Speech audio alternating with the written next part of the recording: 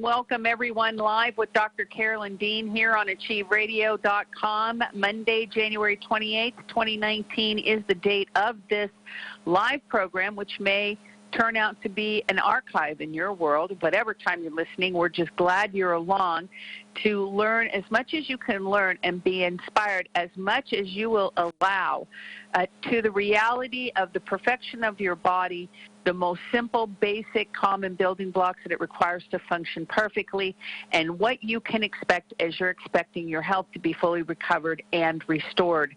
My name's Ginny Sanders, also known as Ginny Almighty, and I'll be with you for the next 2 hours along with Dr. Carolyn Dean, who is here as our sole expert. Now, one might say, why does somebody actually get the privilege of being the only and most exclusive expert on the entire and full counsel of medicine?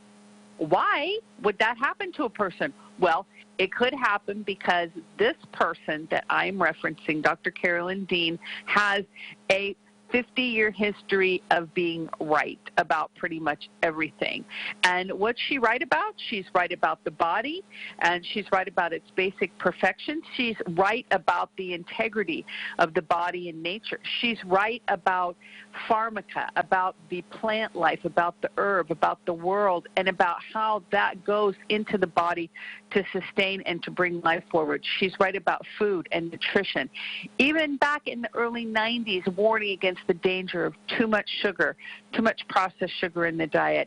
She is right about minerals. She's right about magnesium, having written the book herself. And she's right about the body-mind connection, how it works.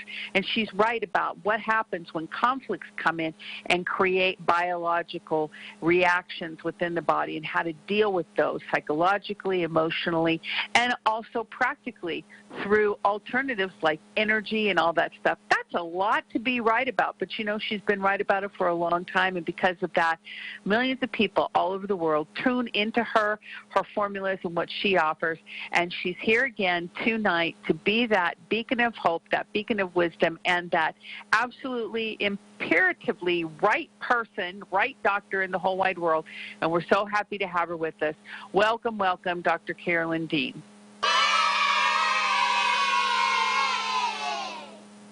Hey, Ginny, Bob and I were just giggling away at your, once more, your awesome introduction. That was fabulous. Thank you very much. I'm blushing.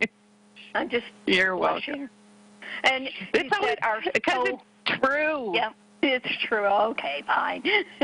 But our soul expert, S-O-L-E or S-O-U-L. Think about that. You figured that one out. It could be either one. Okay. And then the 50-year history, and people think, oh, my gosh, she's so old. But she's not. She's living forever. And right. Too much processed sugar in the diet.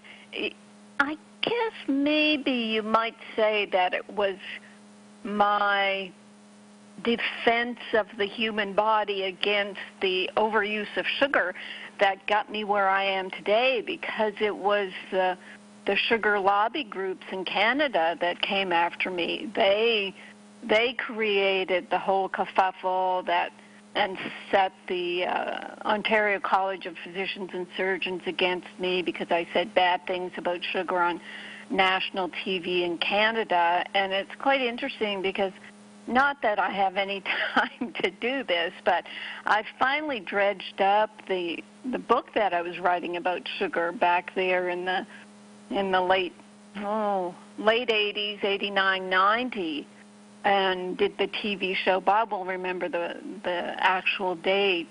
So I've dredged up my Death by Sugar book, and I'm going through it, and it is pretty shocking. I had one of the very brilliant millennials that comes on Bob's Tuesday What Youth show read the book, and he was just shocked.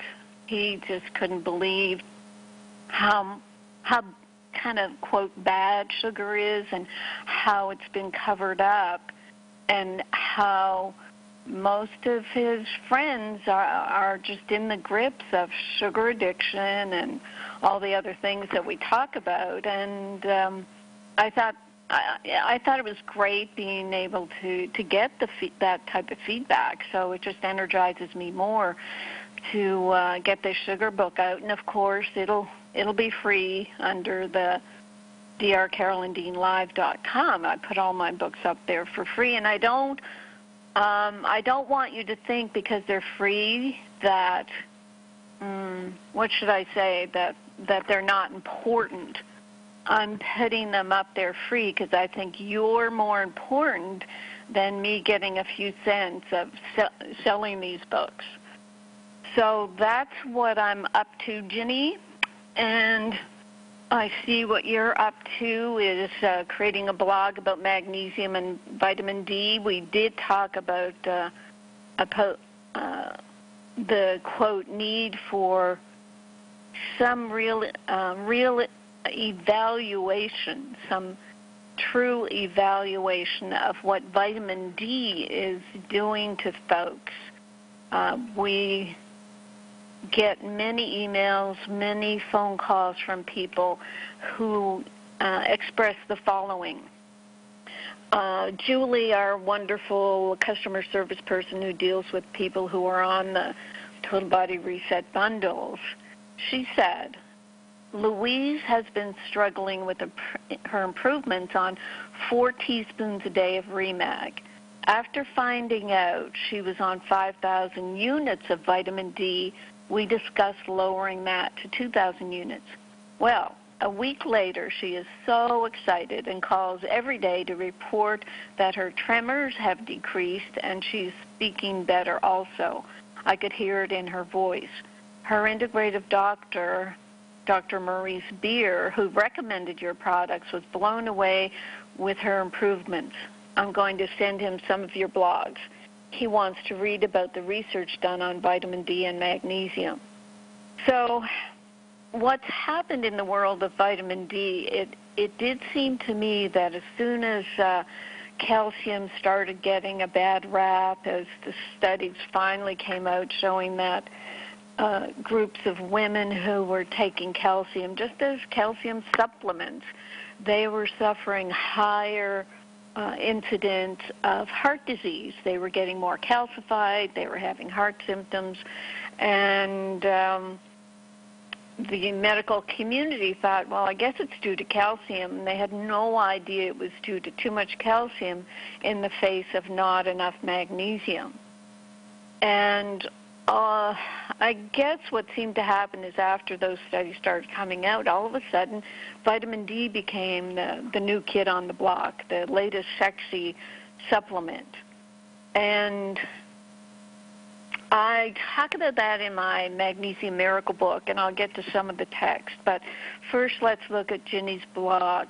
I think it's probably up at drcarolyndeanlive.com. If not, you've got it in your email. And it says, magnesium and vitamin D, better together. Absolutely. You cannot take one of these nutrients aside and analyze it without looking at everything else. I know I focus on magnesium, but you also know that I tell you to do your sea salted water for those 72 trace minerals.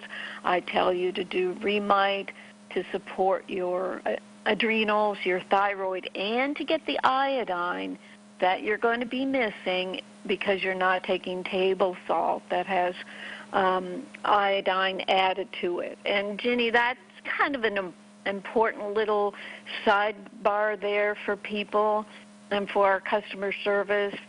I did have one person who emailed me and said, well, you can't be recommending sea salt because people won't get their iodine. And, of course, I wrote back and said, well, all our people are on Remite, but they may not realize that the iodine in the Remite is what is giving them their RDA of iodine that they may be missing because they're avoiding table salt.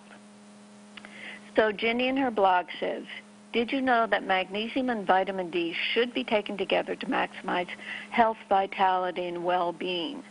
Nutrients don't work alone, and the Vitamin D Council recommends that vitamin D be taken with its essential cofactors, including magnesium, that's our Remag, boron, which is in Remite, zinc, which is in Remite, as well as vitamin K and vitamin A, which are in Blue Ice Royal. So we have it totally covered.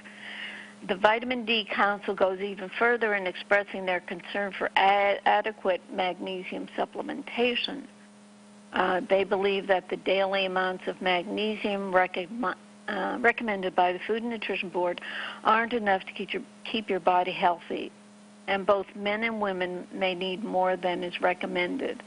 Some research studies show that your body needs between 500 and 700 milligrams, and the 700 is twice the RDA that the government, I don't know what is the U.S. Department of Food and Agriculture, who makes these recommendations? The FDA? I really don't know. I'll have to check that out. And their recommendation is based on really nothing. They just recommend an amount of magnesium that won't cause diarrhea in anyone. So they end up that they think diarrhea is a terrible side effect of magnesium. So anyway, that was a big sidebar. Continuing with Ginny's blog, it's not just the Vitamin D Council that is educating the public about magnesium and vitamin D. Recently, the American Osteopathic Association released their findings reporting about this. They say vitamin D can't be metabolized without sufficient magnesium, meaning vitamin D remains stored and inactive for as many as 50% of Americans if they don't have the magnesium to translate the inactive vitamin D to the active vitamin D. Also, they say vitamin D supplements can increase calcium and phosphate even while they remain vitamin D deficient. People may suffer from vascular calcification if their magnesium levels aren't high enough to prevent this complication. The co-author of this study says that people are taking vitamin D supplements but don't realize how it gets metabolized. True. Internationally respected magnesium expert, Dr. Carolyn Dean. So anyway, I've been educating people about this for decades, about the inactive form. Even sunlight on the skin is the inactive form, and it has to be translated by magnesium. As more and more doctors, etc., incorporate vitamin D, they will also have to include magnesium, and then it takes two to tango. Ginny ends by saying that. So what I have next is just some text from the book, Magnesium Miracle. And really, if you have the book, look up this section, high-dose vitamin D depletes magnesium. Now, Ginny's pretty much said it all, and I think the studies are there about this. This is getting to be common knowledge, but let me just say that what happens in medicine is when they get a hold of something that they really have no knowledge of, like this vitamin D business, they just go crazy. They're recommending anything from 5,000 to 50,000 units. And you've got to know that 50,000 units is synthetic. It'll force the vitamin D levels sky high, and then they will drop pretty quickly because it's a kind of a very synthetic push on the body. And what I have found, and these are some of the words from my Magnesium Miracle, I began investigating this aspect of vitamin D when people told me they were experiencing adverse reactions on high doses. These reactions included seizures, kidney stones, month-long migraines, palpitations, angina, and anxiety. Yeah, 1 month-long migraines. I think the worst was about 6 to 8 weeks of a migraine after a customer went on. I think it was 20,000 international units. And she had no clue until I think she then came across something I wrote about vitamin D and magnesium. She stopped it immediately and her migraines went away. People who were happy on their magnesium supplements would say all their magnesium deficiency symptoms came back and didn't go away until they stopped taking vitamin D and added more magnesium. I included some cases. I quote them in the book. A person says, I experienced high blood pressure and rapid heartbeat when taking even just 500 units of vitamin D. I can't imagine what would happen if I took 50,000. Another person, I started taking omega-3s and 5,000 units of D, and I did great. I could walk without a limp, my knees stopped hurting, my feet stopped hurting, but I had a scary episode of angina, and that's when I started taking more magnesium. I believe now I was taking too much vitamin D, and it may have caused the angina. So yes, you can have an initial kind of honeymoon reaction to vitamin D and get all hyped up, and it could be kind of a placebo reaction as well, but then when your vitamin D kind of overloads your magnesium stores and you get depleted, then you start getting symptoms back, and you really can't tell where they're from. I mean, people will then go looking, oh, what else is wrong with me? And they may not understand about the vitamin D magnesium connection. Another person says, I've been using vitamin D supplements for around 6 months and experienced heart palpitations during this period.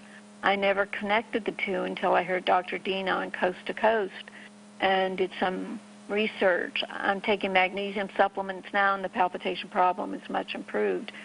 Apparently, the vitamin D was interfering with my magnesium levels. Another person, when I even take 1,000 units of vitamin D, my elbows start to hurt, my knees start to hurt, low back hurts, feel stiff, and I have angry thoughts. When I take magnesium, I feel relaxed and peaceful. Another person, I get a very bad reaction anytime I take vitamin D, but I can take 600 milligrams of magnesium and only 1,000. I also spray on magnesium. And then another person, I know I developed angina because of vitamin D. And as I continue, and I've mentioned many times, I only recommend 1,000 to 2,000 units of vitamin D. And there are people who say, of course, they take high amounts of D and have a great benefit, and they get sort of annoyed with me because I put vitamin D down. But people just have to figure out what's good for them. And as I said, after the initial honeymoon, rave reviews about the benefits of high-dose vitamin D, the more recent studies are sobering. And I think that's the basic gist of it. We do want you to read this information yourself. You can read it in Magnesium Miracle. You can Google my name and vitamin D and find what I have to say about that, and how it does build up calcium in the body and overutilizes your magnesiums, so there's not enough magnesium to keep your calcium soluble in your bloodstream. So there. Ginny, what have I left out?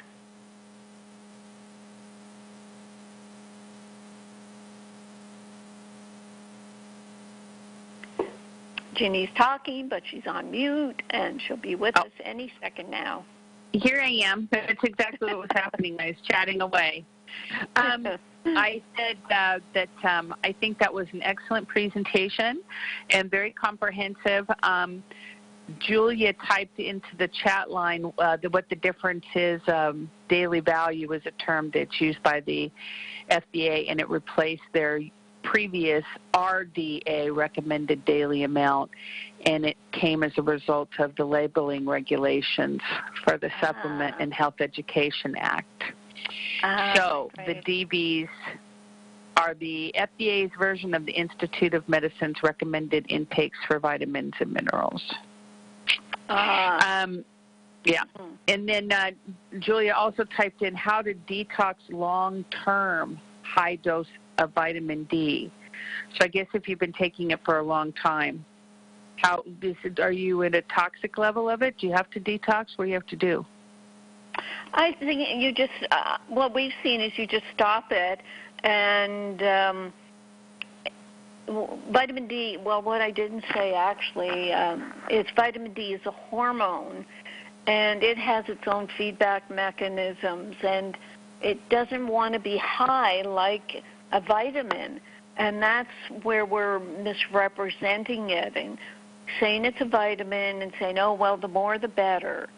But as a hormone, it operates on a feedback mechanism where if your body has enough calcium, then your vitamin D levels are going to be lower because you don't need vitamin D to pull in calcium.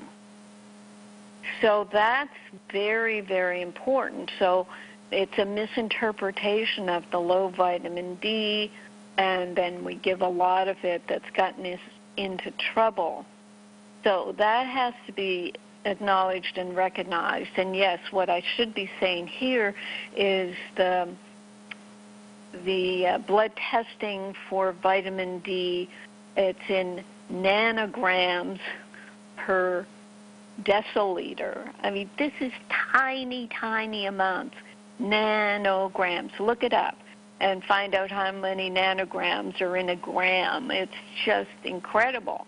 So what we're doing, you can translate the international units into milligrams of vitamin D, and it's huge. So we're just knocking our body with these huge amounts of vitamin D to get a nanogram going. So it's the way we overdo things, overtreat. And I know with our Blue Ice Royal, people say, well, it can't be enough.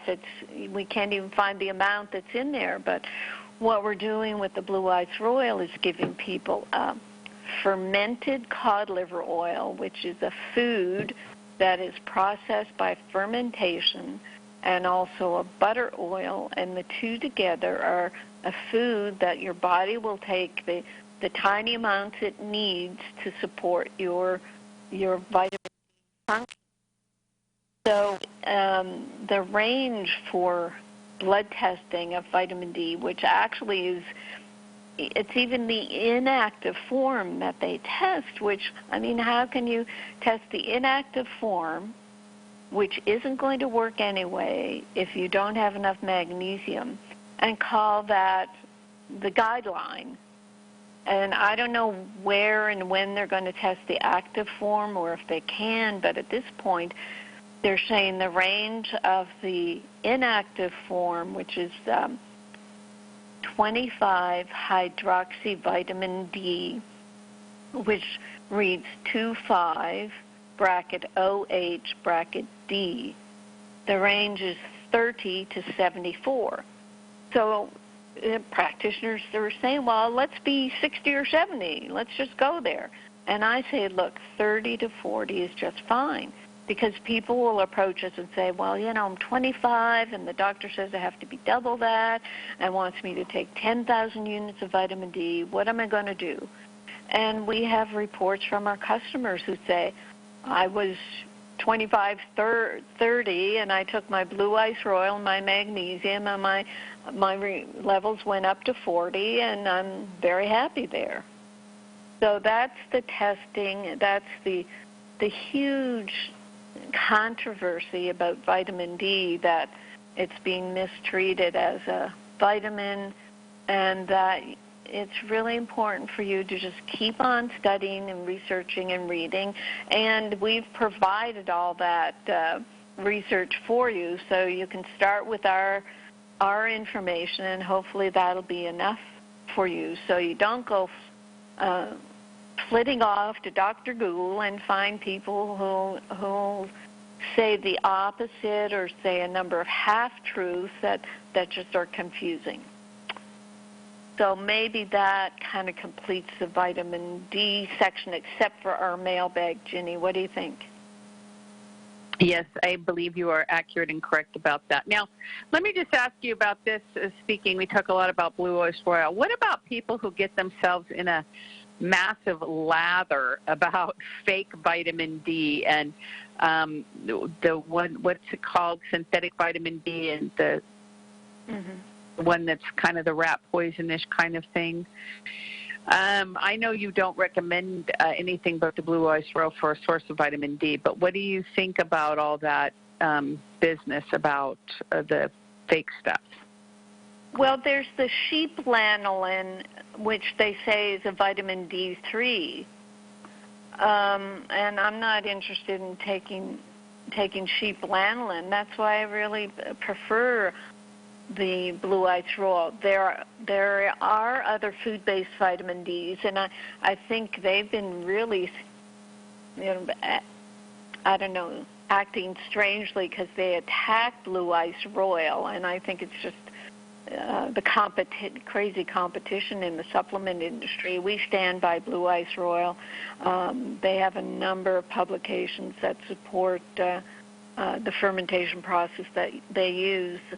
I don't know what else to recommend. I'll just recommend the best. And if you do the sheep lanolin, just stick with 1,000 to 2,000 units and see how you feel. But certainly the vitamin D2, I would never recommend, not under any circumstances. Of course, that's a pretty fatalistic final comment. You know how they say never. But that's what I personally do and recommend. Very good. Excellent. Okay, wonderful. Let's see. Vitamin D questions from the mailbag. Do you want to do that?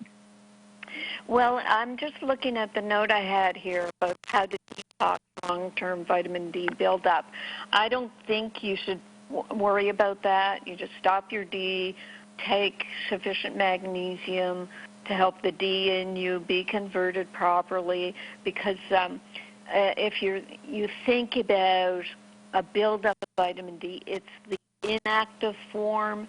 As far as I've ever heard, that inactive form is not doing anything toxic. I may be wrong. I haven't really studied it deeply, but it's like that inactive form is waiting for enough magnesium to help it become active. And I think with enough magnesium, it's doing so many things like helping to solubilize the calcification, helping to convert vitamin D into active as the body requires it. This whole business about biofeedback in the body, we have to appreciate the genius aspects of our body that will give us what we want when it's required, not force it on us. Anyway, I think the body will take care of itself, period. Very good. Excellent. Okay, let's see. Let me ask this question. A person who says that they started liquid vitamin D with K2 on the recommendation from their doctor, but then after using it for a month or so, they start having the magnesium deficiency symptoms. Mm-hmm. So then they stop taking the D3, and they feel better, but they still have some magnesium deficiency symptoms. So they're taking 2 teaspoons of Remag, 1.5 of Remite, and a teaspoon of Recalcia, but stopped because of the recalcification concern with vitamin D. Mm-hmm. So should this person, where should they do with their Remag dose and go back on the Recalcia?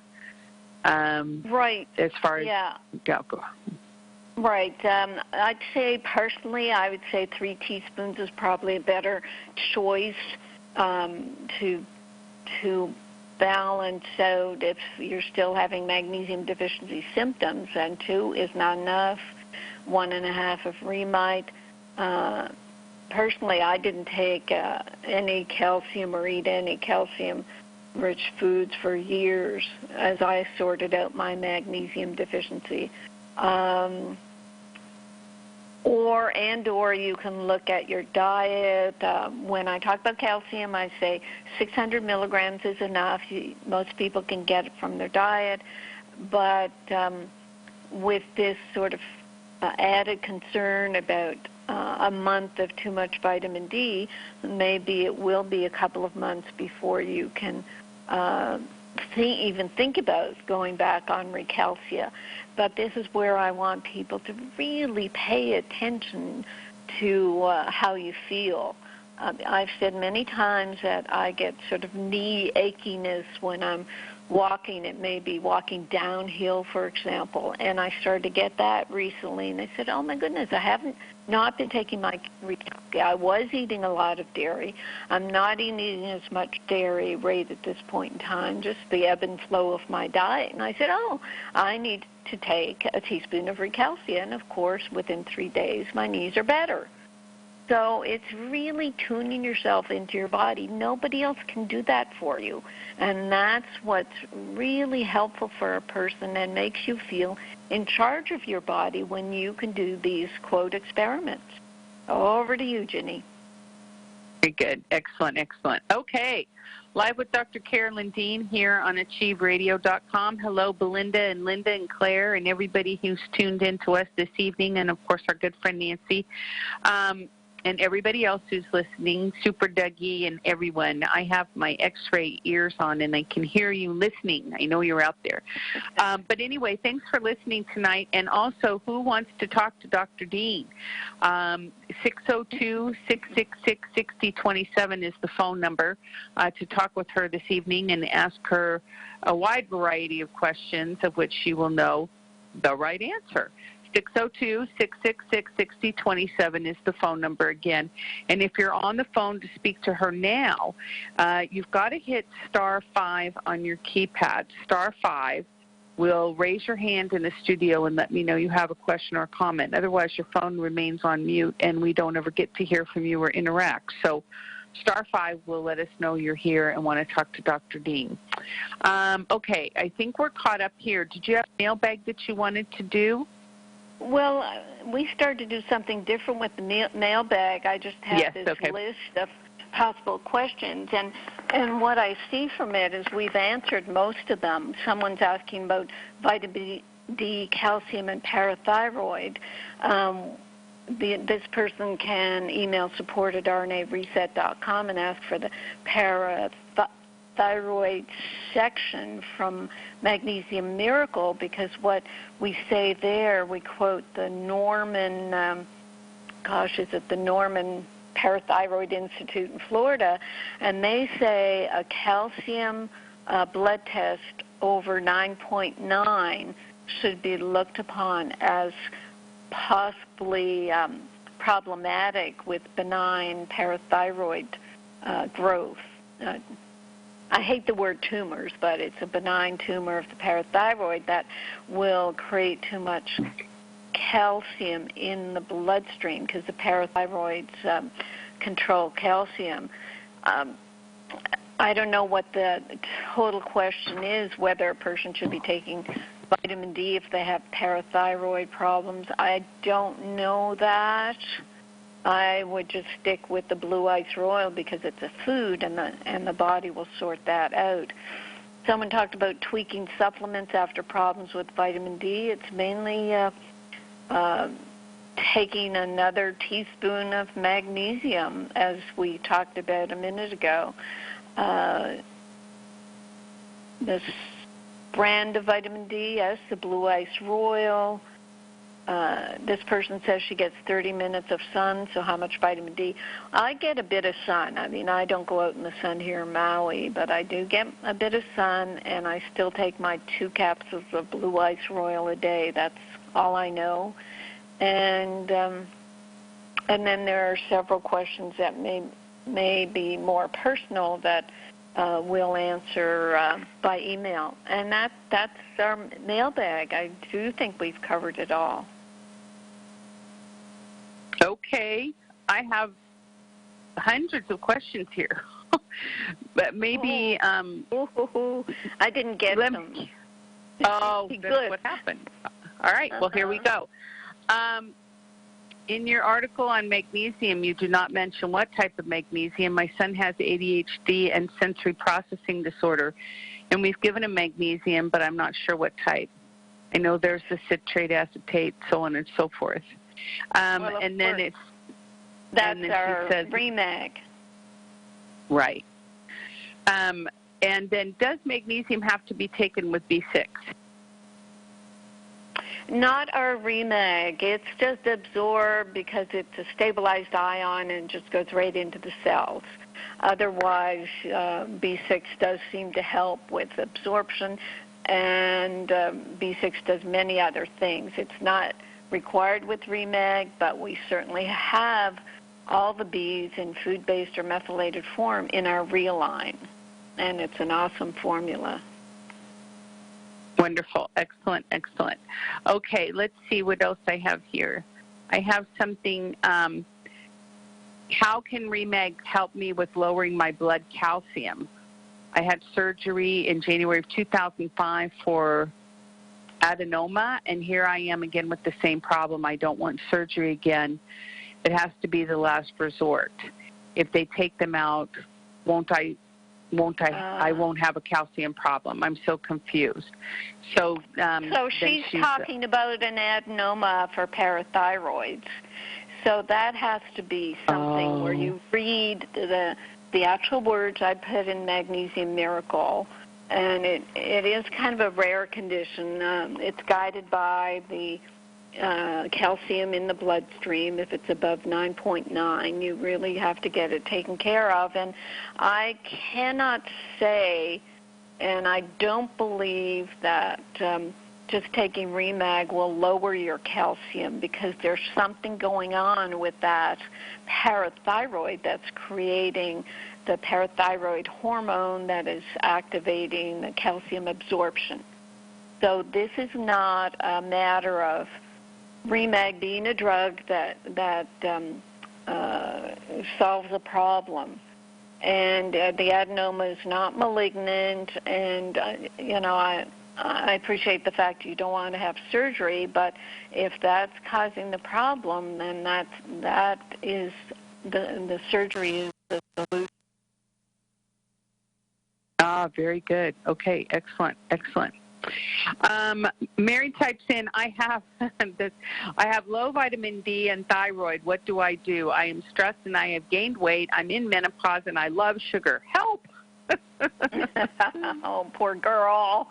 Well, I don't know if you're on any of the products, but certainly Blue Ice Royal will help your vitamin D, and remember, it doesn't have to be sky high. It only has to be 30 to 40. The Remite is going to help support your thyroid. The yeast detox is going to help your sugar cravings. You can either follow a yeast detox diet or read the keto diet in my, Reset Your Ideal Weight. We totally have it covered. We do have it covered. People will email us and say, when I get on the whole program, that's when, my world lights up. So that's what we'll say to, is that Mary, did you say? Yeah, Mary. Uh-huh. Yeah. And just call in or email customer support, and they'll repeat what I said and say, the worst is over, Mary. You have arrived at the right place at the right time. Just start swallowing your liquid minerals and a couple of capsules, and you'll be fine. Right, absolutely. And I think that one thing that a lot of people report, and I'm a sugar junkie too, I would eat sugar morning, noon, and night every day, all day. I dream about it. I fantasize about being able to eat it that way, but I can't. But anyway, the point is when you start using Remag, it does take your sugar cravings away. Not a lot, but not gone completely, but it takes them down. So, the minerals, I think the body does constantly try to demand sugar for energy if it doesn't have the magnesium at a cellular level in the mitochondria to make ATP. You know, that electron sharing that's going on with sugar is really important, but I think it just mimics the magnesium function. So you start getting some remag into your system, and your craving for sugar will start to diminish. So that should be priority one. Right, right. Yeah, and when you look at the keto diet, because you can, you're allowed to eat more fat, you get your taste buds and your cravings taken care of there. I mean, I don't like to promote whatever desserts and all that just to make a person like a diet, but if you're talking and I control them by eating berries and heavy whipping cream. So what I do is I'll have it's like an eighth of a cup of blueberries, an eighth of a cup of raspberries, an eighth of a cup of strawberries. I cut my strawberries up. The other two are, you know, they just mash really nicely. So what have I got there? 3/8 of a cup, not even a quarter cup. And how many carbs is that? Seriously, it's only like 4 or 5 carbohydrates. And on a keto diet, you're allowed 20 a day. That will keep your body in a fat-burning mode. The more carbs you eat, the more glucose burning you are accomplishing, and the more insulin comes out to deal with those carbs. Insulin equals weight gain. So if you're in fat burning, you don't stimulate insulin production, you don't stimulate weight gain, and you burn fat. I mean, what could be more awesome? So I've got my 5 grams of berry carbs. They're frozen. I cut my strawberries up, and then I introduce heavy whipping cream. And Ginny knows when I come over to North Carolina, she has like 3 quarts of heavy whipping cream. So heavy whipping cream, fat content. We're looking that up right now. Whipping cream. Oh, come on, give me a number. Fat content of heavy cream.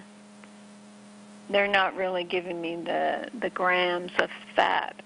I could get up and look at my several quarts in the fridge, but seriously, it's fat, and it tastes like fat, and it's awesome. And so I'm going to go on to the next question that Ginny is going to place in front of me while I keep on Googling. Oh, here we go. Saturated fat. 3.5 grams. That's not even a lot of fat, for Pete's sake. No, that can't be right. For what, a teaspoon or something? What's in it? You use like a half a cup.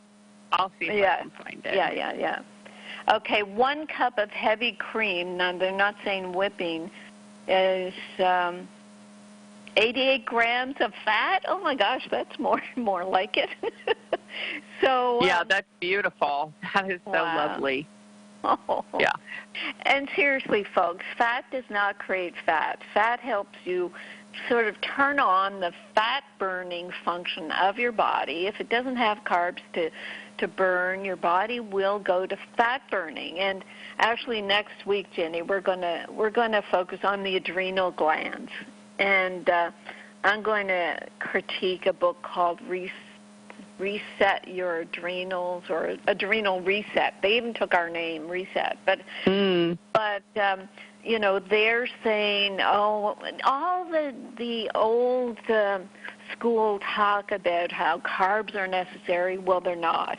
And how when you stop eating carbs, you start breaking down your body protein. You do not. The studies have really caught up with the reality of fat burning and us really needing, I hate the word need, but we really need to make people aware that if you've been addicted to sugar for decades, you've created this insulin resistance in your cells, and you have to stop promoting insulin production. You have to rest your pancreas, and you have to burn up all that fat. Very good. Very good. Okay, excellent. Okay, so then Mary says, what is different between Remag and the magnesium I am taking now? Did Mary say she was on citrate, magnesium citrate? Let's see. She just said, no, she didn't say that any particular kind that she's on, but we already know the difference. Yeah, it'd be nice to know. I mean, this is the thing. Yeah. There's dozens of magnesiums out there, but none of them compare with the absorption of Remag, because Remag is a stabilized ion of magnesium. So that tininess, the picometer size of the magnesium ion, means it will be absorbed directly into cells instead of all the other magnesiums, which are a compound. Magnesium citrate, magnesium glycinate, magnesium taurate, magnesium threonate. They are a compound. The magnesium is bound, and it's only in an instant periodically that these compounds will disassociate into the ion of magnesium and an ion of the other part of the compound. But just as instantaneously, magnesium will grab onto something else because it is so hyperactive. Magnesium is used in explosives and fireworks. It wants to just grab onto things. So that's the incredible beauty of Remag, is our chemist has stabilized the ion, and we know that because under laser electron microscopes, I'd have to look up the name of it. It's in the Magnesium Miracle book, how we determined that there's no substance in magnesium liquid. You cannot see like a magnesium citrate, which is visible under actually a microscope. Remag is not visible under a high-powered electron microscope. It doesn't pick up rays from a laser because it's in an ionic form. It's picometer size. It's beyond Avogadro's numbers. So that it being that tiny, it's highly absorbable into the cells. It does not cause a laxative effect because it jumps into the cells. It doesn't flush through the intestines. You only have to go on our RNA Reset Facebook page or on Amazon under our Remag product and look at all the people who say, yeah, I was doing magnesium citrate, and when I wanted to take more, I got the laxative effect, so I quit. So everybody's taking all these lesser absorbed magnesium, getting the laxative effect, getting turned off by the laxative effect, and quitting it, and then looking for other things to try to fix their magnesium deficiency symptoms. Very good. Excellent, excellent, excellent words. Oh, exciting. Now, if all that could just transfer into, that's the product we need to come up with next, is the one that just takes all of your brain power and shoves it in a person's brain and then connects it to their nervous system and makes them make the choices that you would make. It's great having all the information, but then you've got to actually choose to incorporate it into your own lifestyle. That's the challenging part. Somebody asked me if they could talk to Dr. Dean about their health problem, and I said, you can talk to her, but you better be willing to do what she says to do, because when you don't do what she says to do, she does have a tendency to get a little irritated. This is one of the staff at the warehouse. No, I'll do it. I'm like, okay, I'm just telling you. I'm going to tell you what she's going to tell you too. She's going to tell you to quit exactly. all that sugar. Okay, Mary also says, what about exogenous ketone pills? What do you think about those, Carolyn? I think it's crap where you're swallowing ketones instead of making your own ketones. It's a marketing ploy for, I don't know, I'd say lazy people. But, if you're taking them there, I apologize. But it's just a marketing gimmick. It's like we do the diet, it creates ketones, and the body's burning up these ketones as an energy source. And instead of doing a proper diet, people say, well, just swallow these pills.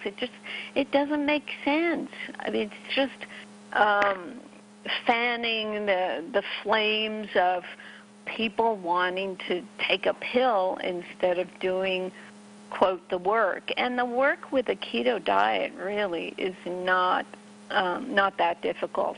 And it's made less difficult by taking the complement formulas, because what happens, and we've said it many times, we eat food to get nutrients from the food and calories from the food so that the glucose can give us energy or the fat can give us energy.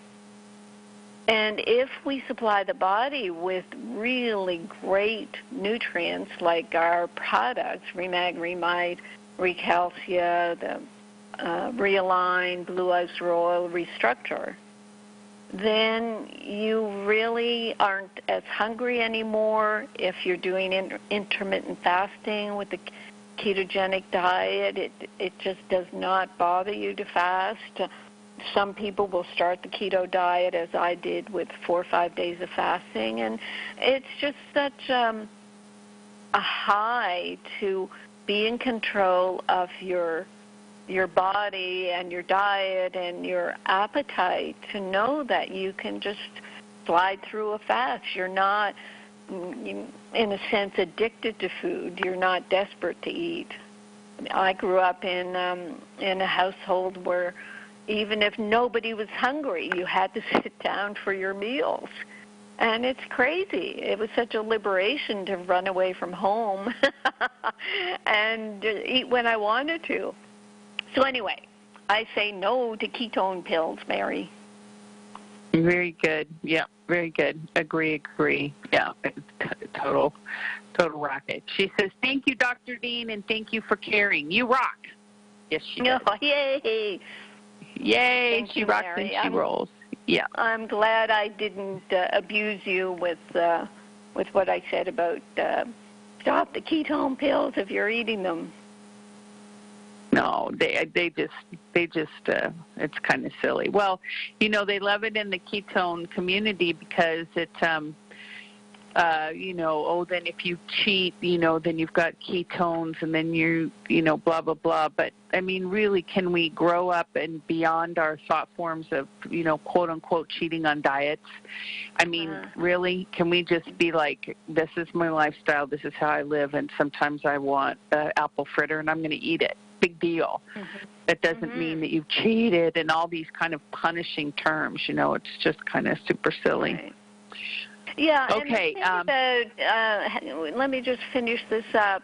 The thing about being in the fat-burning zone, what I realized is if I do, quote, cheat, have a Lappert's ice cream or a dessert or whatever, then I don't, my body doesn't all of a sudden gain 5 pounds. I don't go into sugar craving mode. I just, the next day, wake up and don't, do my intermittent fasting and don't eat till noon or 2 o'clock. And I'm over it. My time from when I wake up to noon or 2 o'clock, I'm not starving.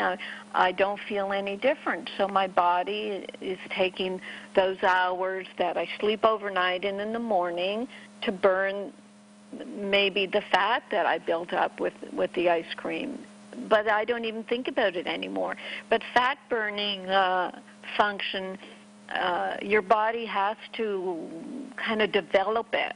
So that's, again, why in the first days or months or weeks of the keto diet, you really want to be on the complement formulas to ease your transition. Amen, amen. Okay, we wrapped up this first hour. We're going to zoom into our second hour right after this brief station break and sip of Remag water. We'll be right back, everybody.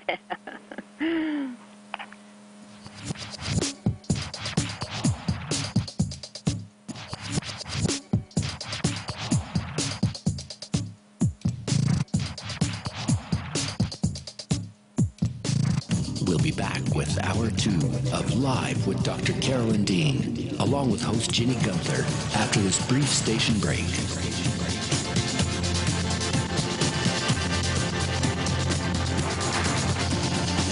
You can also get updates and resources online by visiting drcarolyndean.com.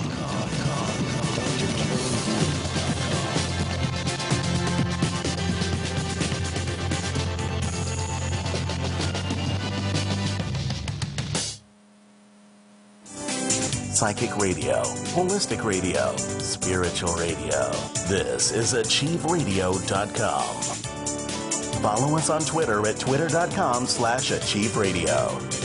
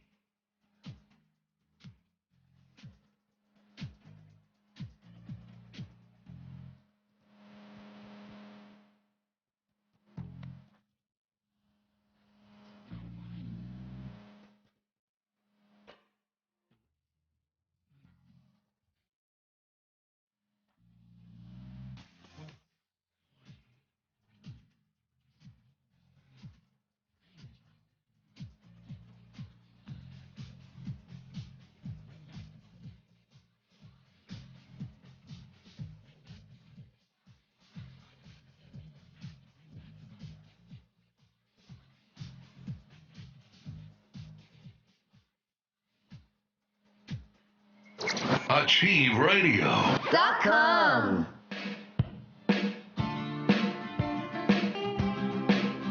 Here we go now. Go to the Carolyn. Here we go now. Here we go now. The wellness scene with Dr. D.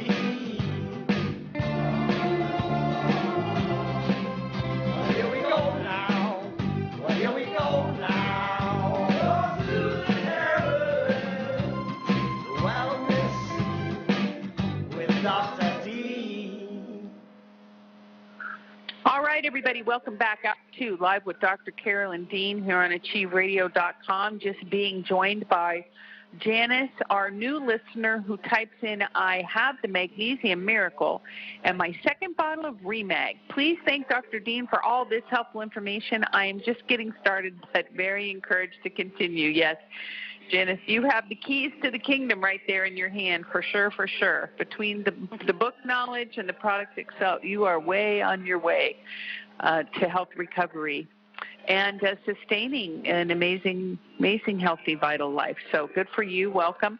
Welcome back, Dr. Dean. What say you? What would you like to do now? Well, I did have a follow-up from Sue, who we did her case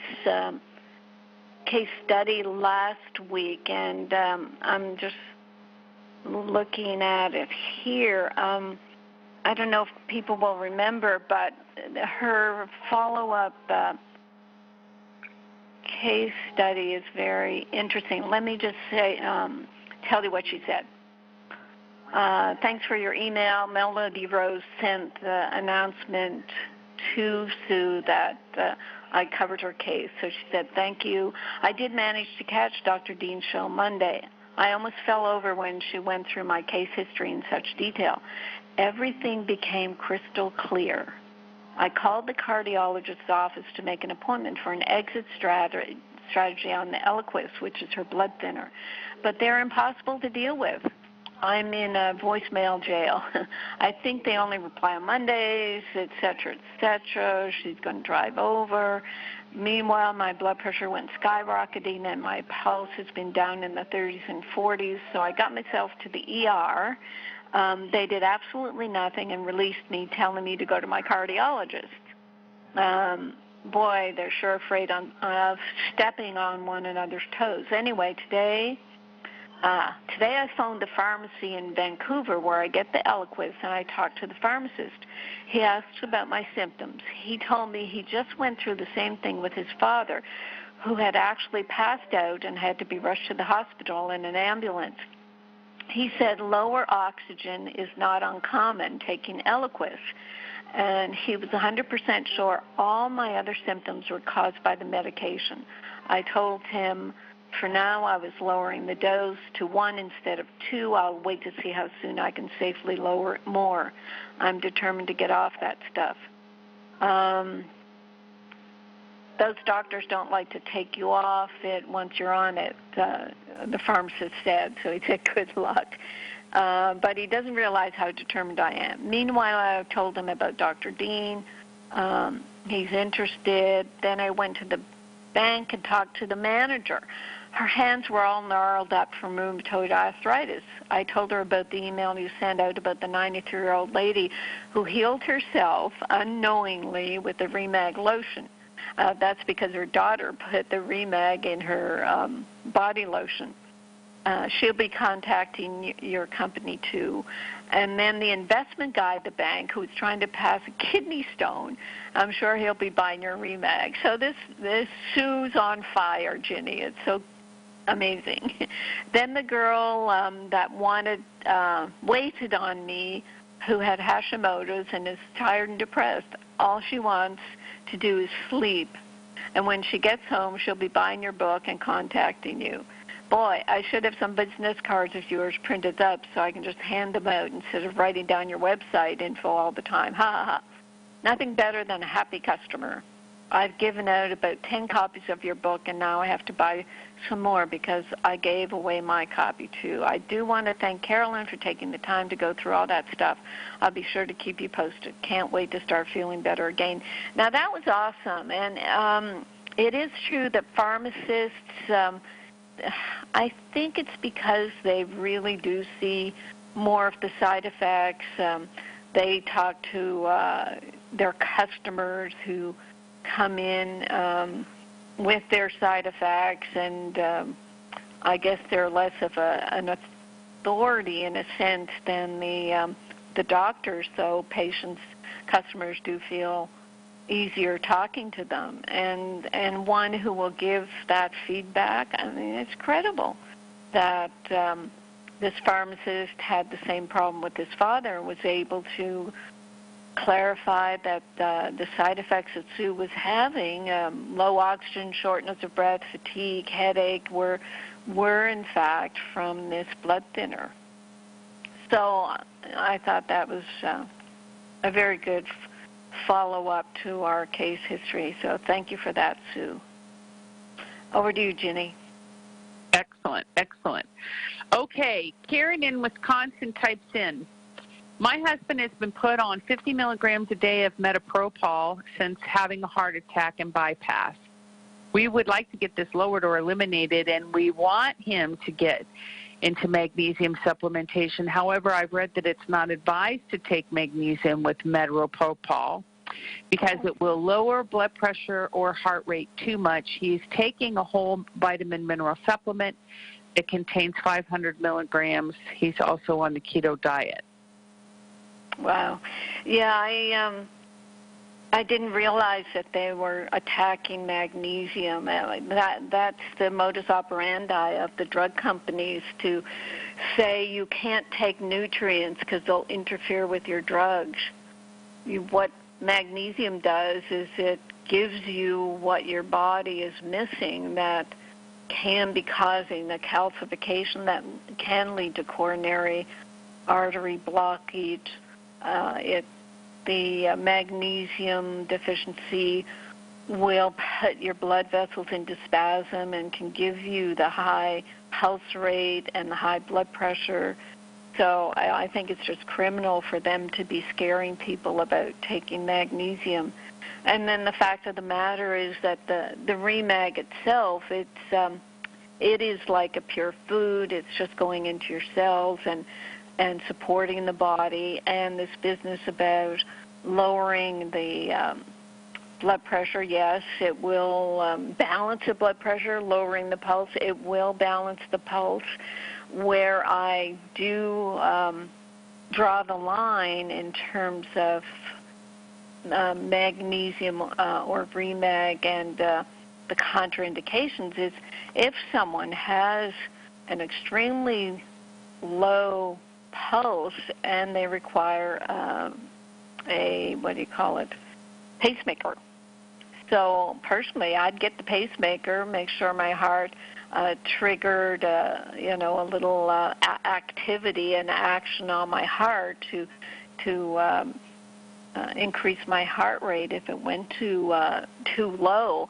But what we're hearing from our customers is that they'll get the bypass, they'll be on their REMAG and their Remite and everything, and the bypass never kicks in. It never needs to kick in. They just don't have that heart condition anymore. But having the pacemaker is a good fail-safe. I mean, why not use it if they're making them tinier and tinier now? And the metoprolol, okay, go and look at the study about beta blockers. I talked about it. I'm just looking up my blog, beta blockers, and Dr. Carolyn Dean. And here's the title, and here's what I wrote. The title is Killer Beta Blocker Guidelines. Just in time to add to the outrage expressed in the third edition of my Death by Modern Medicine comes a provocative headline, Killer Guidelines, in my Medscape mail, alerting me to an article in Forbes magazine called Medicine or Mass Murder. Guideline based on discredited research may have caused 800,000 deaths in Europe over the last 5 years. It seems that European guidelines give everyone beta blockers to prevent heart symptoms during any type of surgery has led to many unnecessary deaths. Yeah, many, 800,000 over a 5-year period. So what happens when you're in surgery and given anesthetics, many of which are fluoride compounds, there is an association of fluoride and magnesium where if that fluoride compound breaks down, releases the fluorine ion, it will bind to magnesium, make magnesium unavailable, and make your heart rhythm go crazy. So this is where a lot of people develop their arrhythmias is during and after surgery. And in my mind, it's a magnesium deficiency until proven otherwise. But, of course, the FDA won't let me say that. But this killer beta blocker guideline will give you the science behind the problem. So, I mean, what are you going to follow the research that shows the incredible side effects of beta blockers, or listen to people that say, well, magnesium is dangerous. It's going to cause your blood pressure to go to normal and your heart rate to go to normal, and you won't need the drug. And that is the danger to the drug companies. So they're Karen. So there. Well, Karen, also our producer, our show producer, has had his own challenges, and he was on metoprolol and at 50 milligrams, and now he's down to 25, and he never had any problem with taking the REMAG. He's been on it for a while. So, hang in there with all that. I know it's a lot. Bless your heart. But you're in good shape. You're going to be A-okay. Everything's going to be okay. But be sure to get the REMAG. Yeah, REMAG.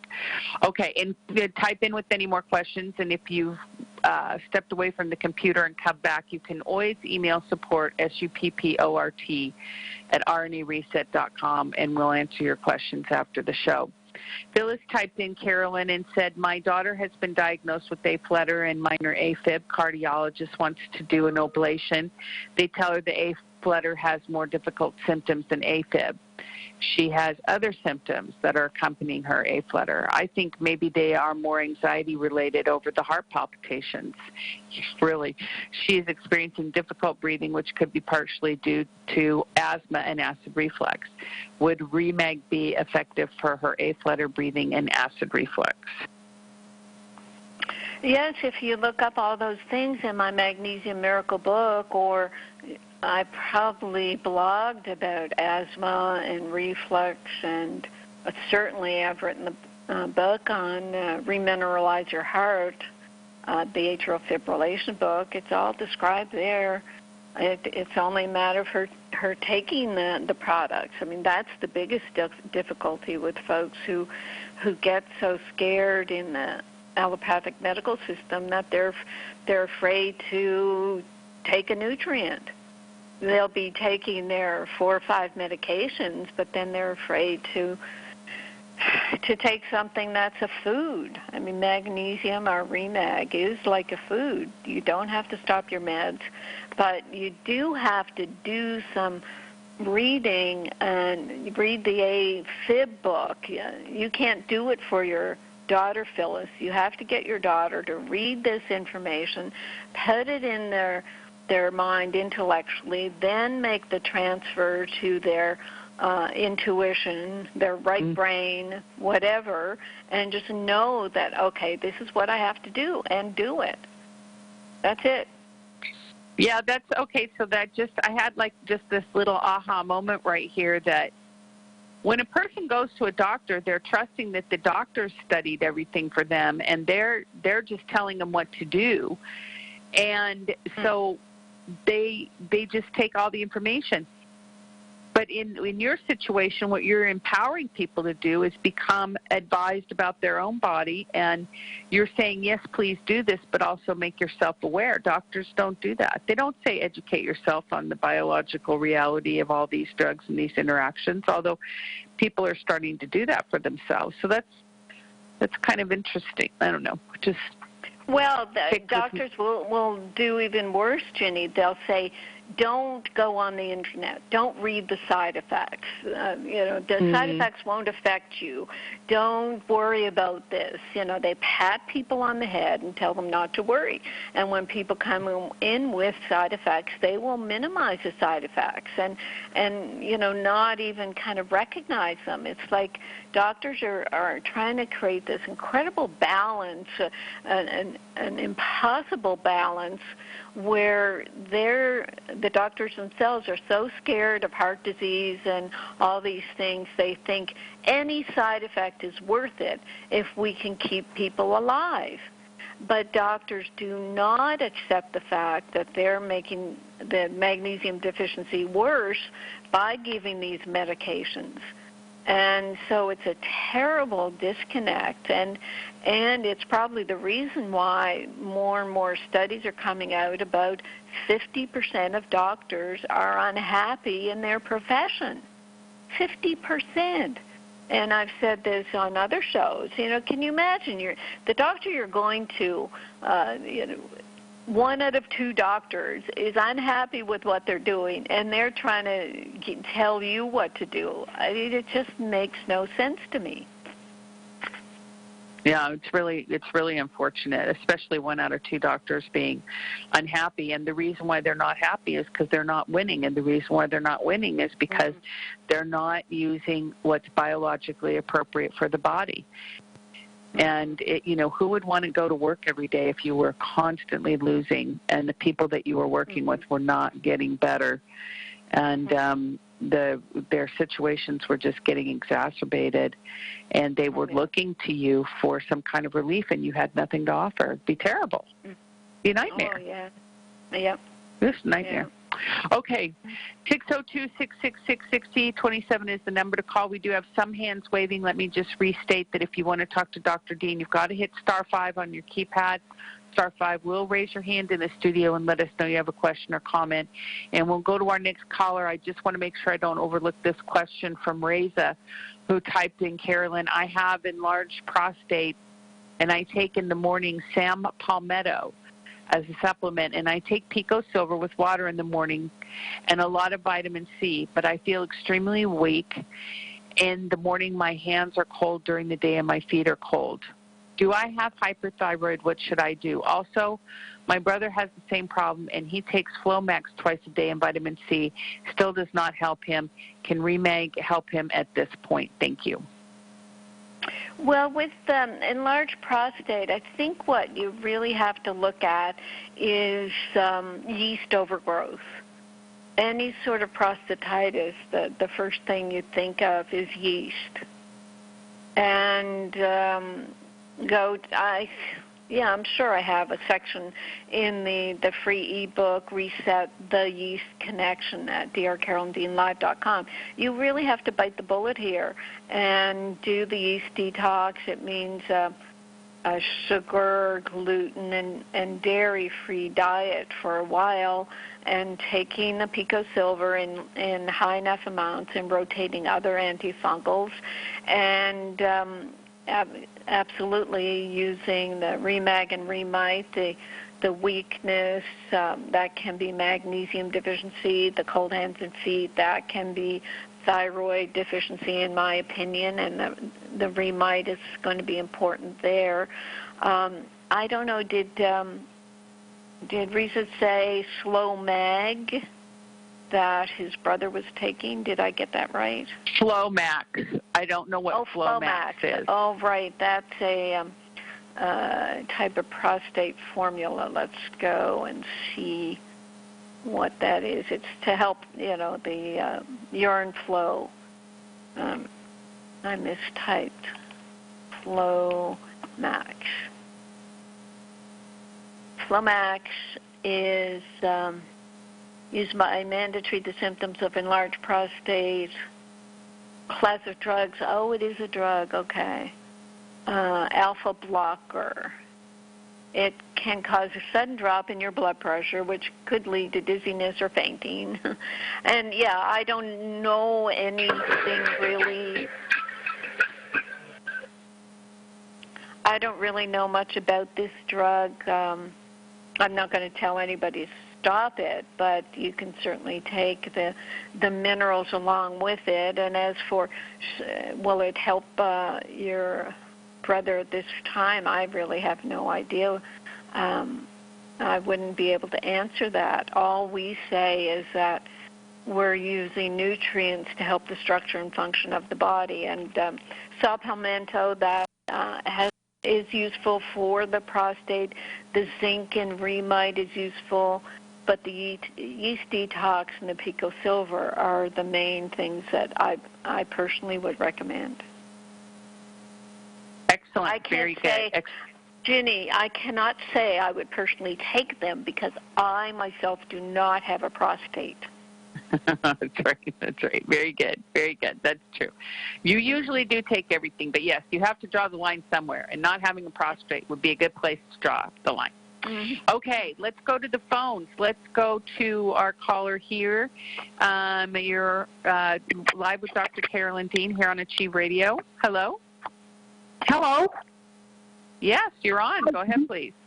Hi, this is Mary. Honored to be on your program, and I'm taking, Dr. Carolyn, most of your products with the exception of the calcium liquid form. And the question that I have is regarding digestive enzymes. Wonder if I need to take them, or if I take them, which they ease the bloatiness of my stomach, would I prevent my pancreas from becoming again active so that it will produce its own digestive enzymes eventually?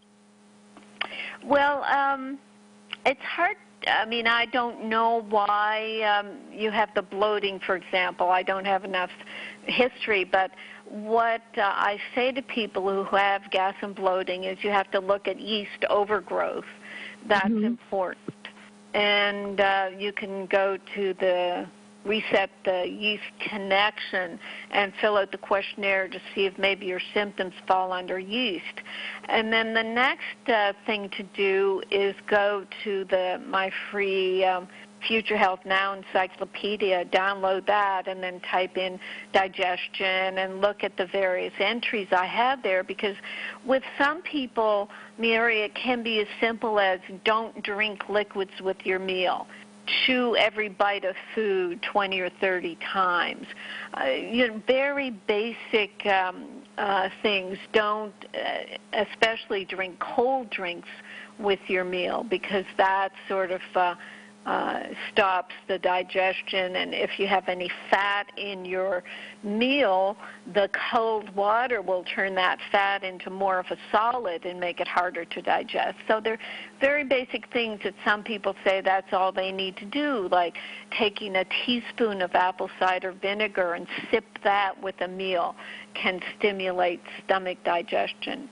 So I would do all those things before looking for digestive enzyme. And personally, I have not been able to find one that suits me. If you use digestive aid, it's important to have one that has hydrochloric acid in it, as well as pancreatic enzymes. But again, all this is outlined in the two books that I discussed that you could research for further information. Okay, Mary, is that enough?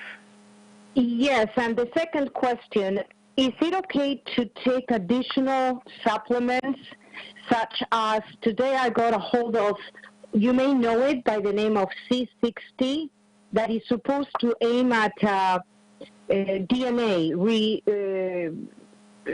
restructuring your DNA that may have been damaged. And the other one has alpha-hydroxy acid, I think it's called, one of them, beta-alanine,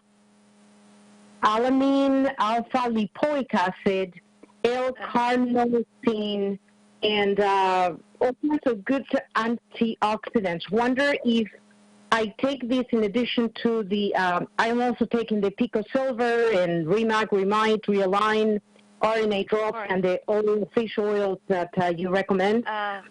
Would that be too much?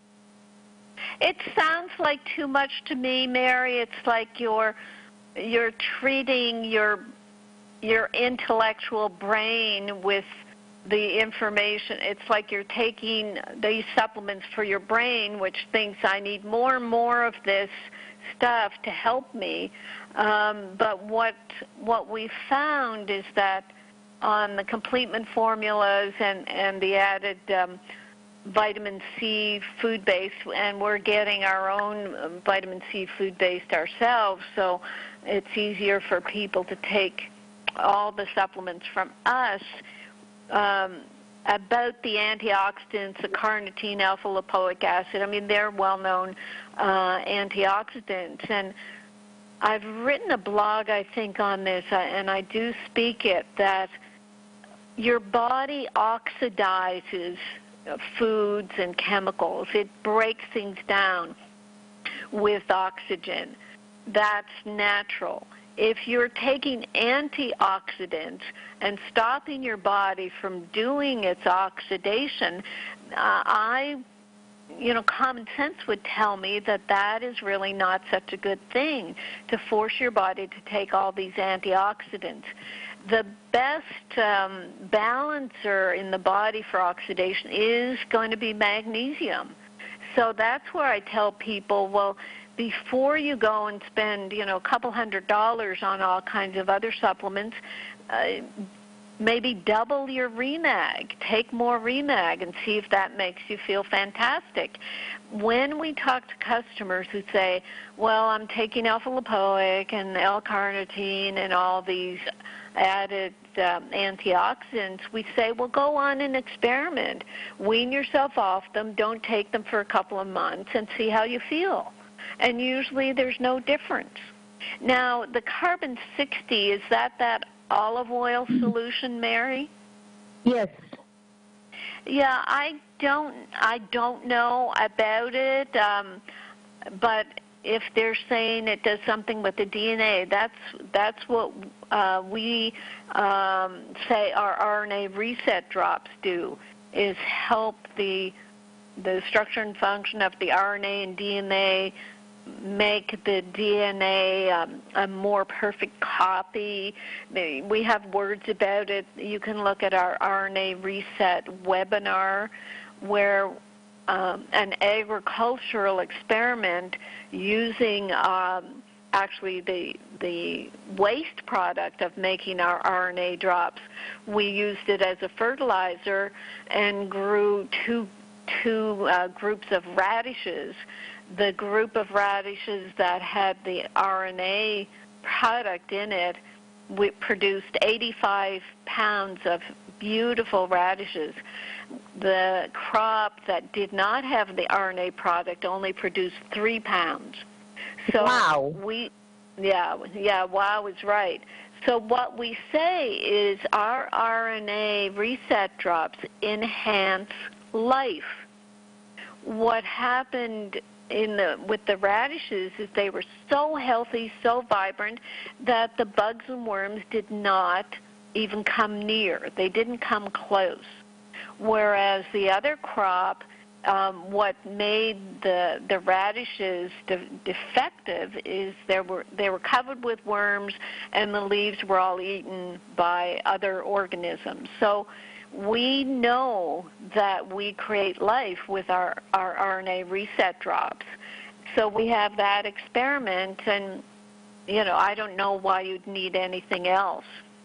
Great. You answered my questions. Thank you very much. I do share, you had a caller, I think it was last week, that said that when she goes to the bathroom to do number one, she has a strong smell, and you answered it's likely to be the fungus, what do you call it? You just named it.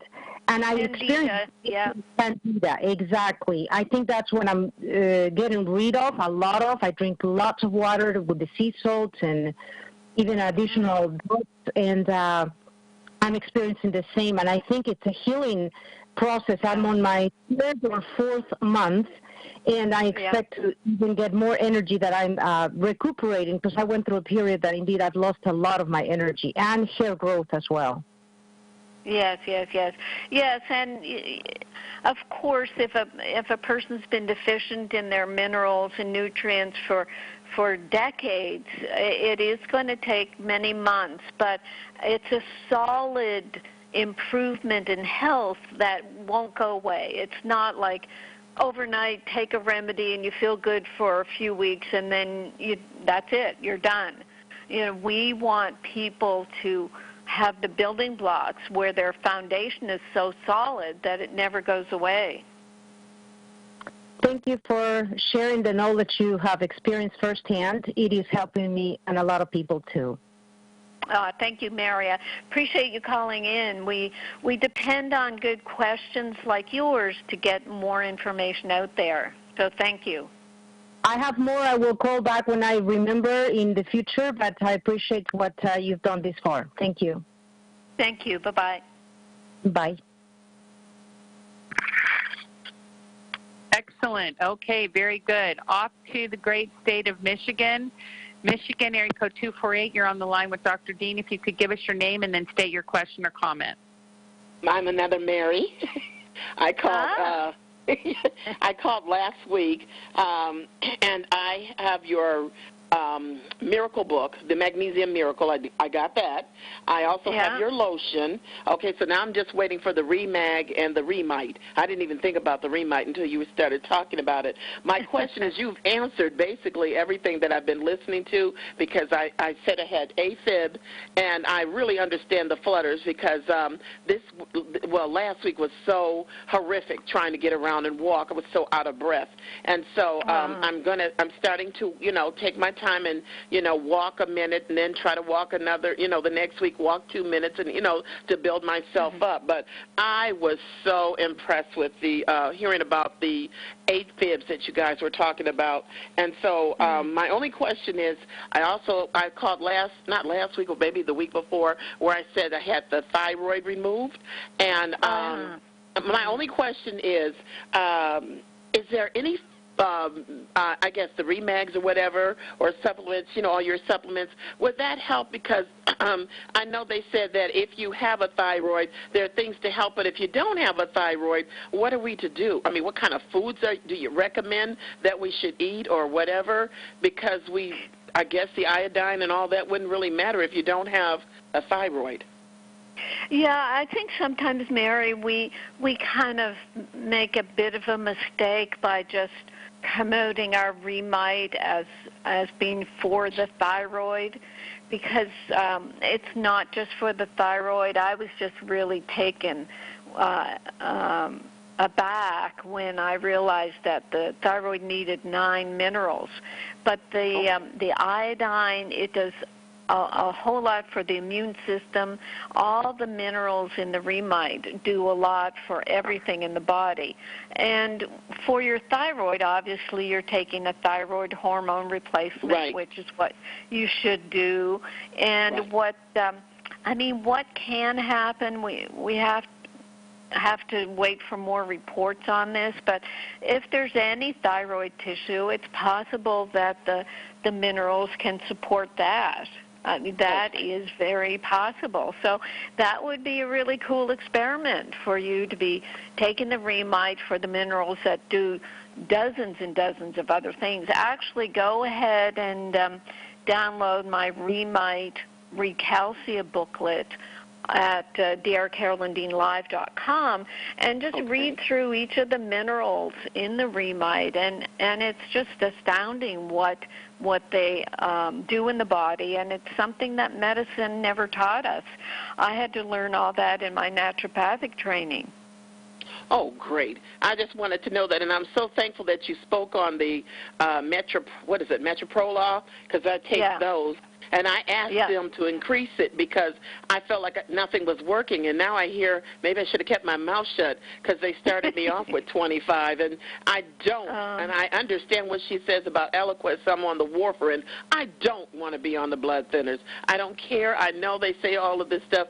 I don't want to be on it. And I'm really happy with doing the Remag. And I know that you said you want not to take us off, but I mean, let the doctors do that. I'm going to, say, look, wean me off. I know that sounds terrible, but I just have faith by just eating right and taking a natural blood thinner. I think one begins with an N from what I heard, and just taking the magnesium, because I kid you not, when I went to emergency before this, they gave me something to put in my, magnesium and potassium in my arms, intravenously. Oh, and I came right back into the natural, normal rhythm. But then when I changed and got a different insurance company and I was able to go and stay in their hospital, they didn't do half the stuff that they did that first time. And so I'm wondering, could that be an issue with me as well? So I do believe it's the magnesium situation, because I was very low when I went in there. Right, and it is surprising, Mary, how they don't take that into consideration. It's like if they had an inquisitive mind, they'd say, oh, look, Mary's rhythm went back to normal with magnesium and potassium. Maybe she should be taking magnesium and potassium to prevent it coming back. But it's like their brains don't even go that far. But the smart consumer, the smart patient will make that obvious conclusion. See, that's where people go home from the hospital. They say, oh, they gave me magnesium. I'm going to look that up.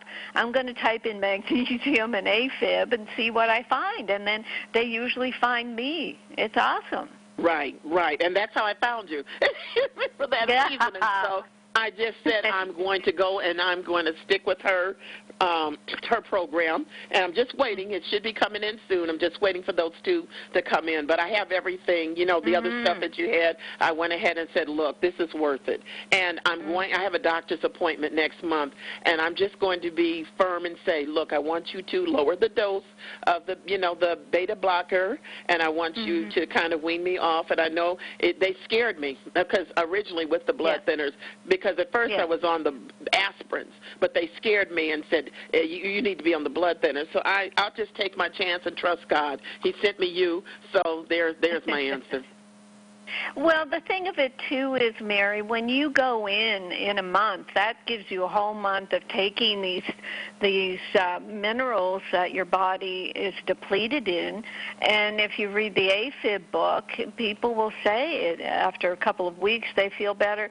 You'll have the evidence, not just the mental and spiritual conviction. You'll have the evidence that they're helping you, and you'll have the confidence then to say to the doctor, look, I'm getting better. I don't know, I don't really care if you believe me. This is not a belief. This is a truth that I am better. And if you want to know more, you can read Dr. Dean's book. She told me not to come off my medications, that I had to come to the doctor. They'll appreciate that, Mary, because they don't like people doing their own thing. They want to be part of it.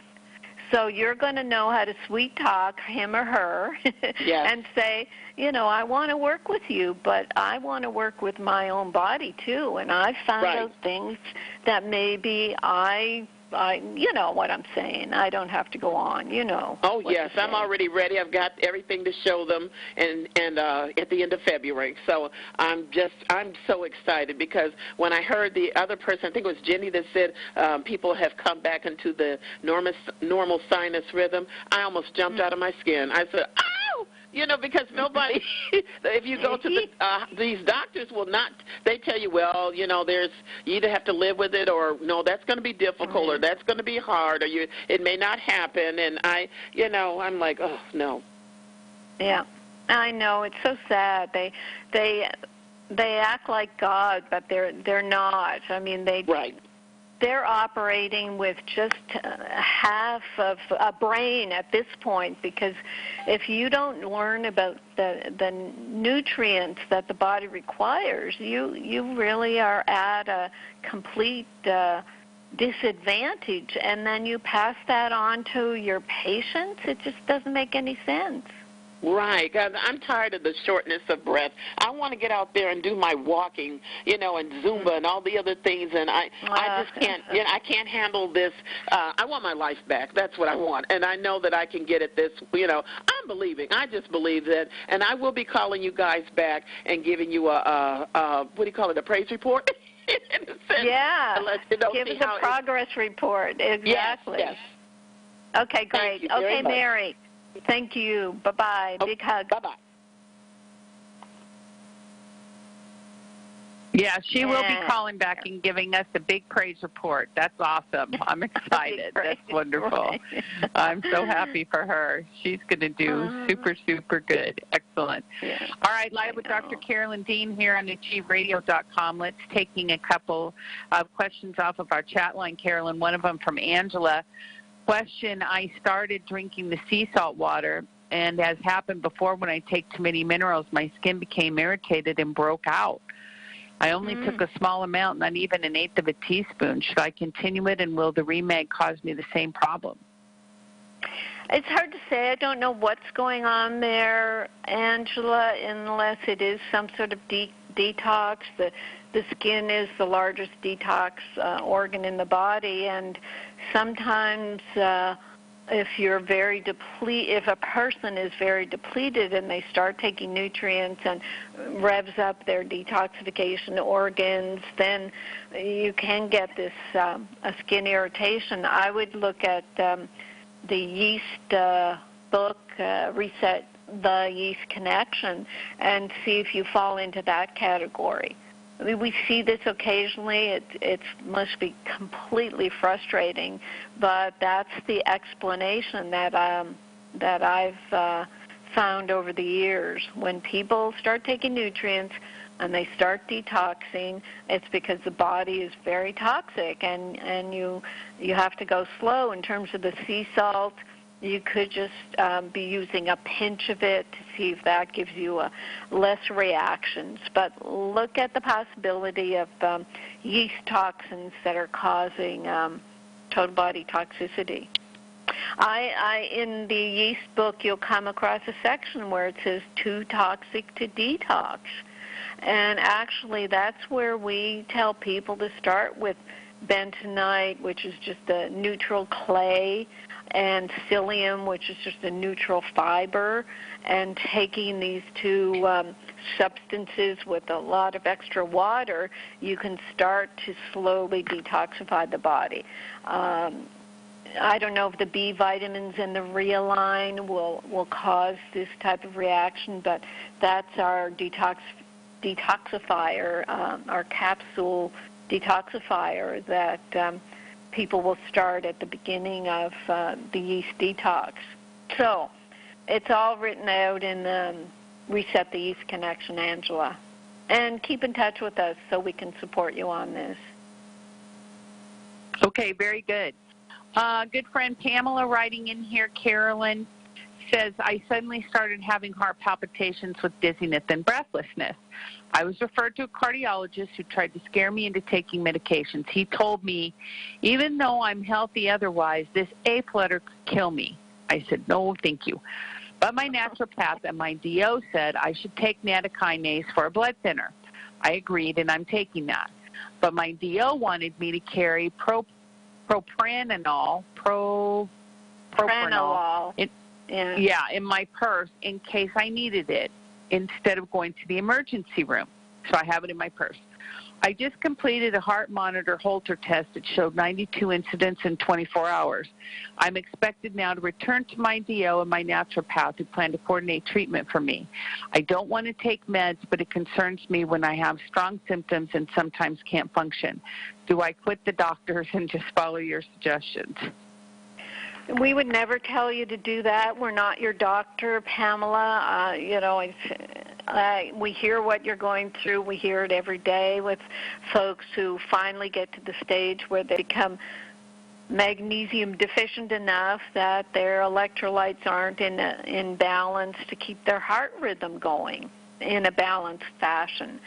And nattokinase, that's the blood thinner that Mary was talking about, and people are using that. It has to be up there, they have to make the decision to do that. In terms of taking the propranolol, if you have an incident, that's the beta blocker we were talking about when they have their side effects. Personally, I've had a lot of customers say that when they're on the Remag and Remite and the whole protocol for their AFib, if they get an extra incident, if they're under more stress or et cetera, that taking another teaspoon of Remag settles the heart.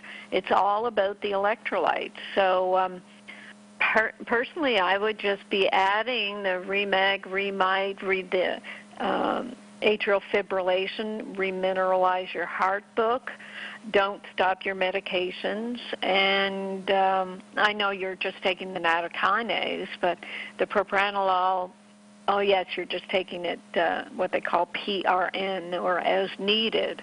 But educate yourself more. I know in the back of your mind is the doctor telling you that all this could kill you. And, yeah, walking out your door could kill you. Walking across the street could kill you. A lot of things could kill. And it is I think it's so highly unprofessional that doctors in their authority position will put that death sentence on a patient just to make them take meds. So educate yourself and, get strong. Mary is in the same position, and she's been educating herself. I don't know if you're on any of our products. It sounds like you're not, but you're in the right place to help support the structure and function of your heart. So there. I think that the thing is that everybody in the whole wide world who has AFib should be taking Remide and Remag, 100%, no questions asked, and Realign. Those three things are non-negotiable. You need the taurine for your heart, and you need the Bs and the B12, and, maybe throw in some vitamin C too, but for sure, those three things are non-negotiable, and then everything else will shake out from there. And even the medication that you're carrying around in your purse and, you know, the things that the doctors are recommending are all going to be vastly and dramatically improved by using those minerals. It will make those products work better. It's going to make your heart work better. It's going to make your body work better. It's going to minimize the amount of stress and the panic and the anxiety that comes from having your heart be out of rhythm is so terrifying. And magnesium is a natural calming agent. That's why they call it natural calm. So you've got to think about supporting your whole body as you're supporting your heart.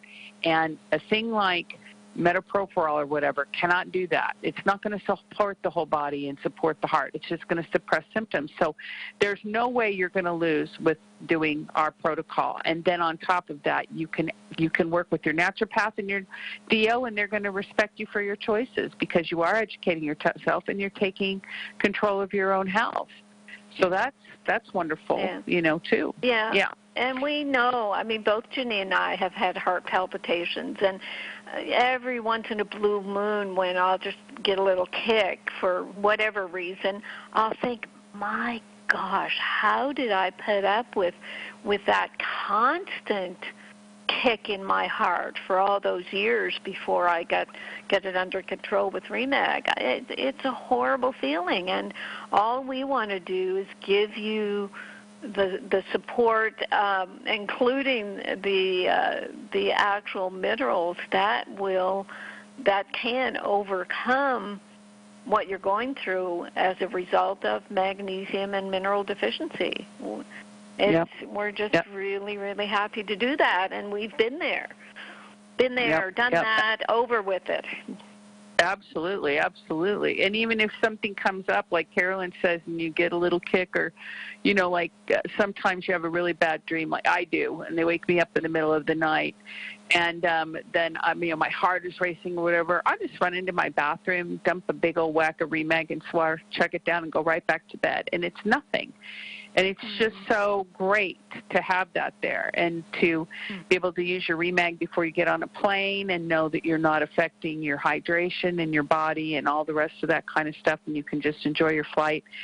I mean, there's so many tremendous benefits of this product. It's just wonderful, and including this one. Here's a good one. This is a good reverse engineer question. Earl says, I've heard Dr. Dean comment about not remembering what it's like to feel good after getting on Remag.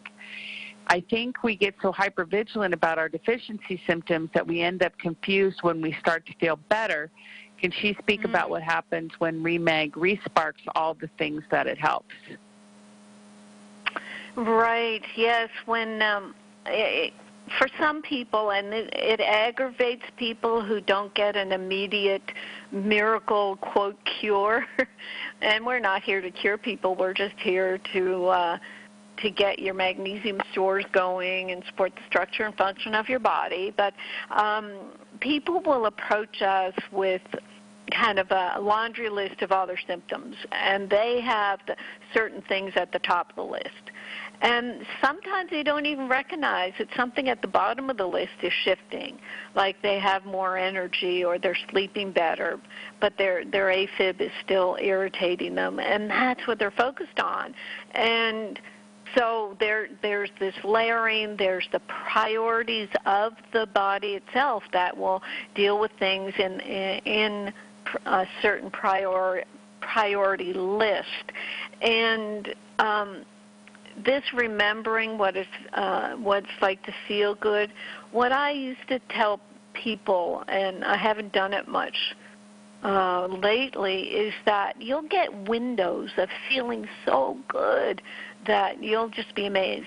And then when that window closes and you don't feel so good anymore, you'll just dwell on, oh, I don't feel well, nothing's working, and it's like a percentage that I worked out with people. If you're feeling 40% good, you don't even recognize that.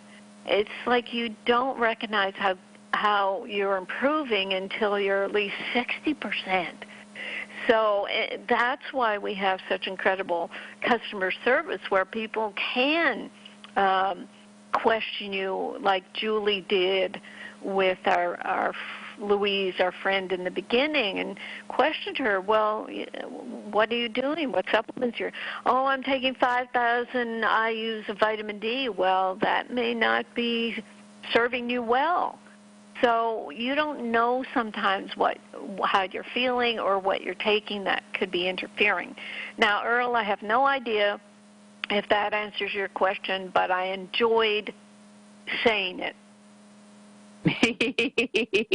Very good.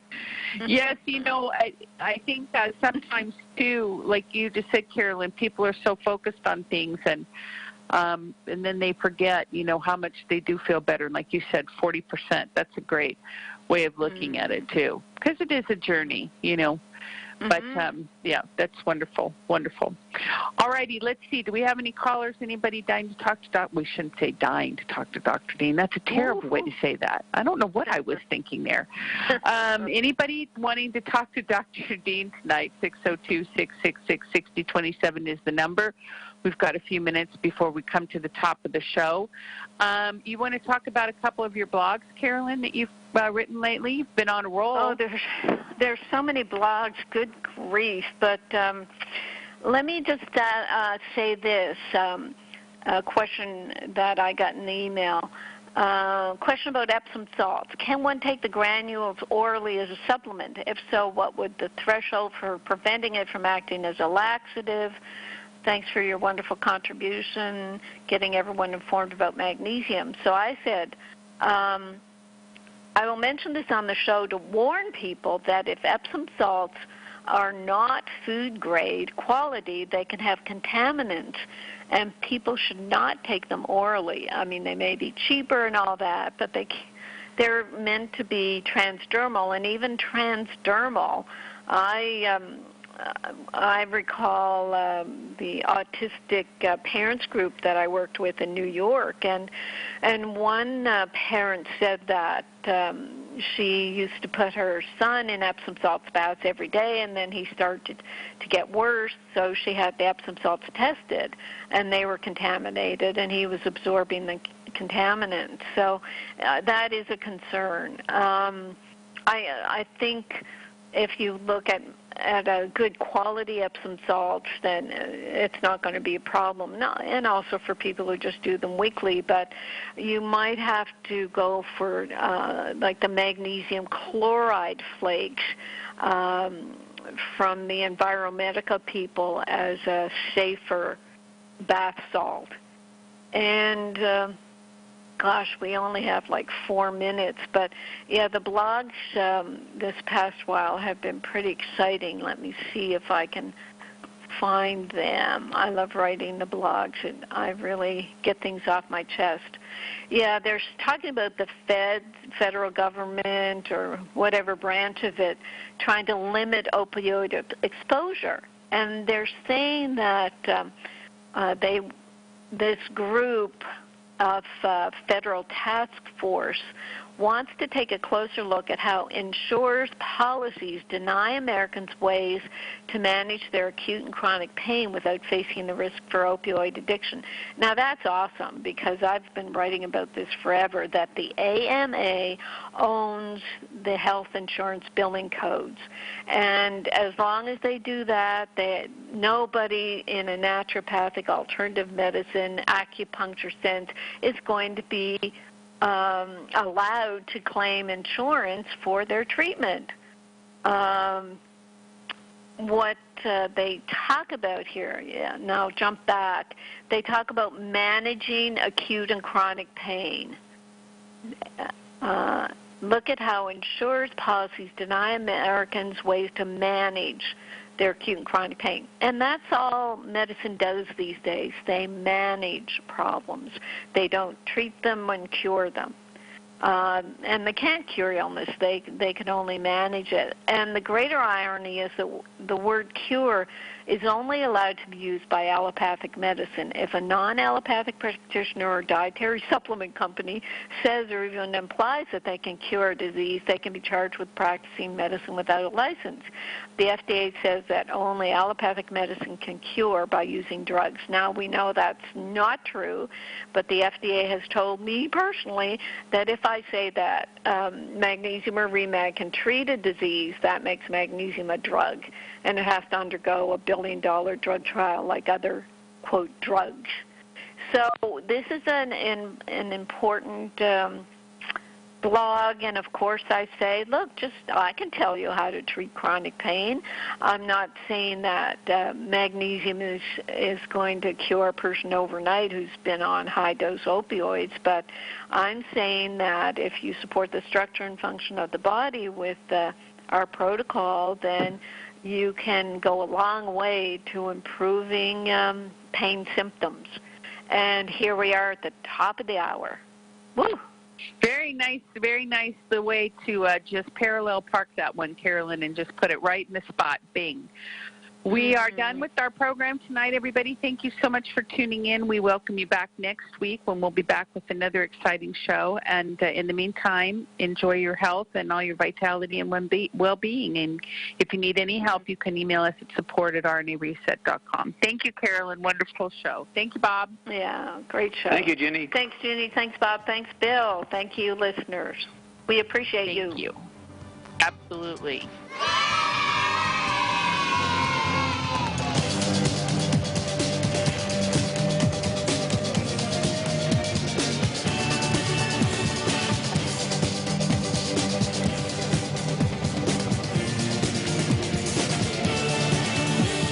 You've been listening to Live with Dr. Carolyn Dean here on AchieveRadio.com. Till next time, so long, and thanks for all the fish. AchieveRadio.com.